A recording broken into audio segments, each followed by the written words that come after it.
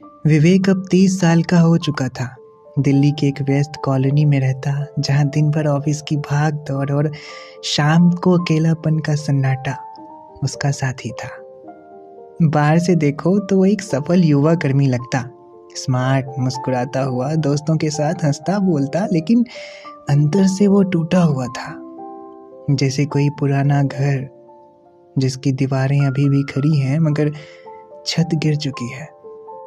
बचपन में विवेक की दुनिया दो औरतों के इर्द गिर्द घूमती थी, उसकी माँ नीलम और दादी गुलाब परी।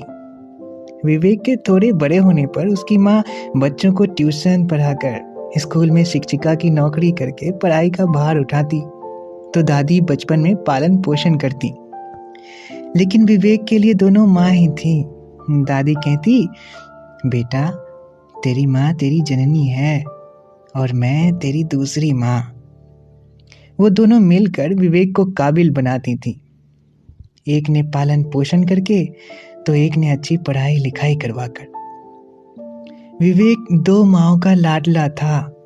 एक की गोद में सोया, दूसरी के दिए ज्ञान से काबिल बना।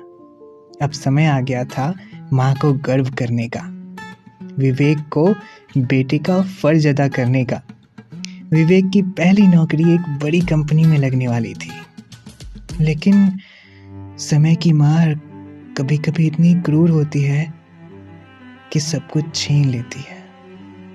माँ विवेक को अकेला छोड़कर चली गई। भगवान ने विवेक को अपनी पहली तनख्वाह से माँ के लिए एक बनारसी साड़ी खरीदने का भी समय नहीं दिया।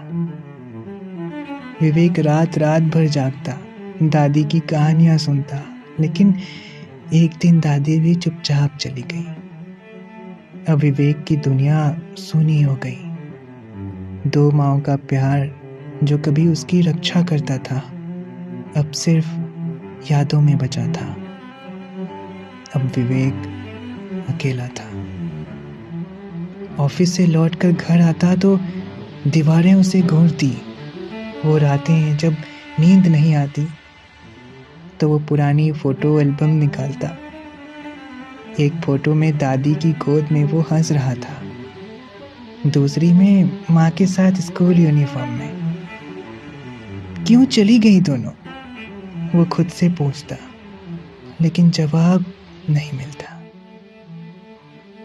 बाहर दोस्तों से मिलता, हंसता, लेकिन दिल में दर्द दबाए रहता।